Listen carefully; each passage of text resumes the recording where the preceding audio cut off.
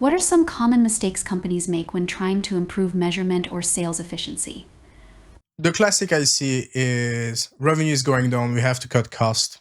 And then to look at ROI numbers in ad platform and then take cut the one that has the lowest ROI.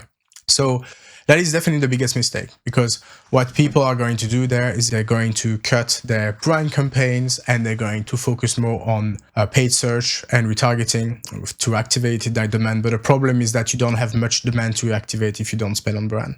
And so you end up in a vicious cycle where your revenue are going to fall down even more. And that is due to two things: is a misunderstanding of marginal ROI and of what is really incrementality. So marginal ROI is an understanding that diminishing return curve. At some point, one initiative doesn't work anymore. And so even if on paper it looks great, you might be completely overspending. And so it's very important to look into those marginal ROI curve, and they're actually not that difficult to draw. Then the second one is incrementality. I'll give an example of brand paid search. Brand paid search, when you go onto Google Ads, always look great from an ROI perspective, but actually, did you need that click? A lot of incrementality analysis says no. For example, a user heard about you, Google you, and then saw your brand ads and clicks on it. Did you really need to have brand ads in place? A lot of research papers says no. Obviously, it depends on, it's a case by case, so you shouldn't take that just as the final answer. You should test it in